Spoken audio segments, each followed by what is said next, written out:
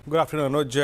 Stock specific action अच्छा है, बहुत एग्रेसिव नहीं है मैं कहूँगा। मतलब in terms of oh additions, पोट्राइटिस का कन्विक्शन, कॉलाइटिस का बैकफुट पे आना, मैं 3 स्टॉक्स रखूँगा। देखिए अनुज, एमसीएक्स पे सुबह से बात काफ़ी हुई है, 4% ऊपर है।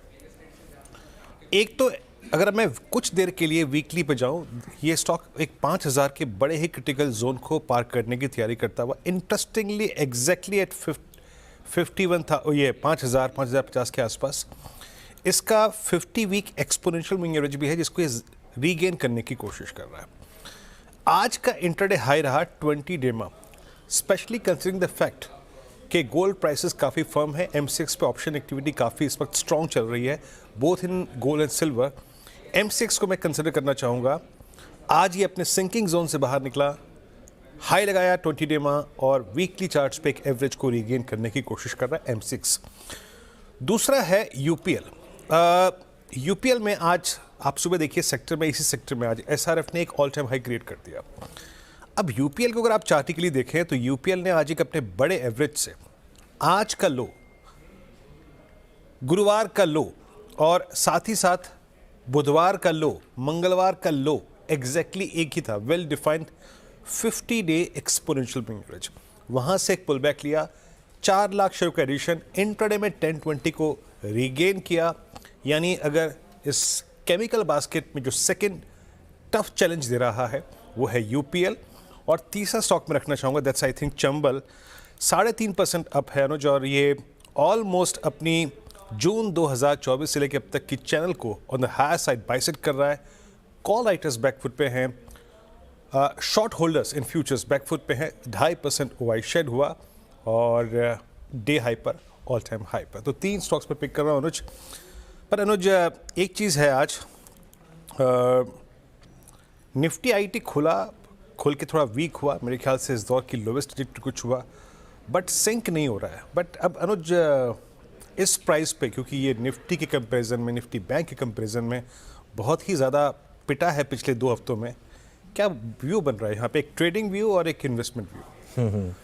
बिल्कुल, आज का चार्ट तो बिल्कुल ऐसा लग रहा है जैसे आप कभी किसी पहाड़ों में लॉन्ग ड्राइव पे निकल जाएं तो वो दिखाई देता है ना, जिस तरीके से बिल्कुल एकदम एक के बाद इसमें वो नहीं है रोज, इसमें क्या होता है ना, वो जब उतरते हैं तो वो हिल होल्ड कंट्रोल लगाते हैं ना, इसमें वो नहीं है। इसमें वो नहीं है। लेकिन चार्ट देखिए इसका, निफ्टी आईटी का, मतलब क्या मतलब अतरंगी चार्ट है। मतलब पहली बार देख रहा हूँ मैं इस तरीके का चार्ट निफ्टी आईटी में।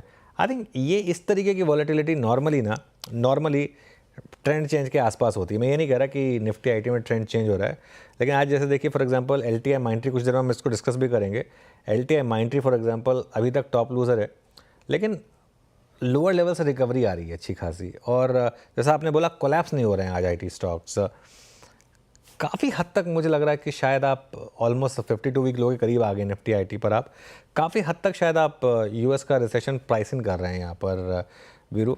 और खैर बाकी आगे देखते हैं क्या होता है। लेकिन इन्वेस्टर्स के लिए तो मेरा व्यू बहुत क्लियर है कि अगले 3 से 6 महीने में आपको शायद शानदार मौके मिलने वाले हैं निफ्टी आईटी में। अगर आप ट्रेडर हैं तो मेरे ख्याल से थोड़ा सा अवॉइड ही करें अभी, क्योंकि बाकी जगह पर थोड़ा सा बेटर ट्रैक्शन मिल रहा है आपको। श्रेया के पास चलते हैं, आज के ट्रेंडिंग स्टॉक्स और कार्यक्रम का क्रम समझते हैं। श्रेया बताइए। बिल्कुल सर, ट्रेंडिंग स्टॉक्स लेंगे, लेकिन उससे पहले जिस तरीके से स्मॉल कैप और मिड कैप में आज तेज़ी देखने को मिल रही है, आधा फीसदी से ज़्यादा चढ़कर कारोबार कर रहे हैं। मिड कैप देखिए 1.25% की तेज़ी, स्मॉल कैप में भी तेज़ी, लेकिन ब्रेथ में रस्साकसी का माहौल देखने को मिल रहा है। ऐसा क्यों? साथ ही यहाँ पे क्या हिदायत? थोड़ा सा सरप्राइजिंग है ना, मिड कैप स्मॉल कैप दोनों अच्छे खासे ऊपर। मैं ये देख रहा था कि कहीं कुछ गड़बड़ तो नहीं है, क्योंकि मिड कैप स्मॉल कैप सब ऊपर हैं।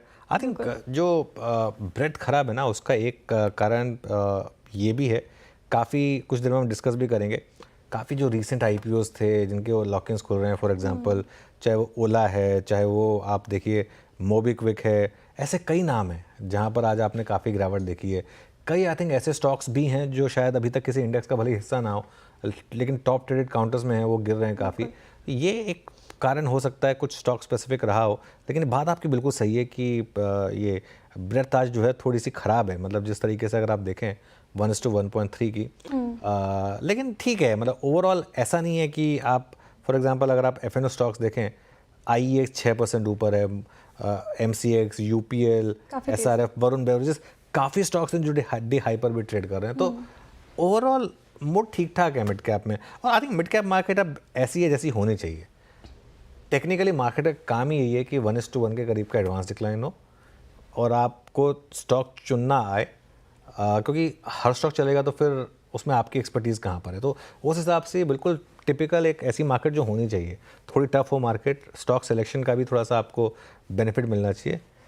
ये आई थिंक मेरा व्यू होगा। बाकी खैर अगले कुछ दिनों में देखेंगे मार्केट ब्रेथ किस तरीके की रहती है।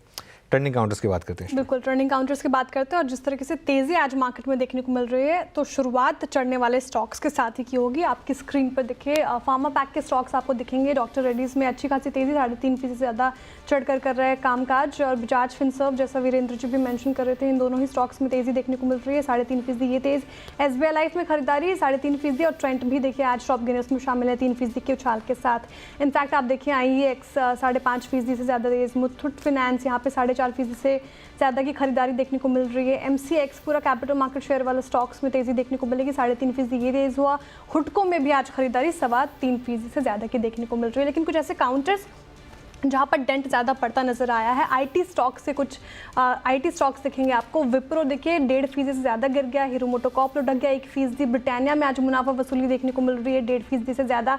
BPCL गिरावट का शिकार हुआ 1% से ज़्यादा। कुछ और ऐसे स्टॉक्स जहाँ पर गिरावट हावी बनती हुई नजर आई। ट्यूब इन्वेस्टमेंट देखिए 3% से ज़्यादा लुढ़का। LTI माइंट्री Q2 ट्राई, इस पर भी और चर्चा करेंगे। 2.5%, इनफैक्ट 3.25% लुढ़क गया। AU स्मॉल फाइनेंस बैंक में मुनाफा वसूली 2.5%। और प्रेस्टीज स्टेट्स भी 1.5% गिरकर कर रहा है कामकाज। चलिए अब कार्यक्रम में आगे बढ़ते हैं।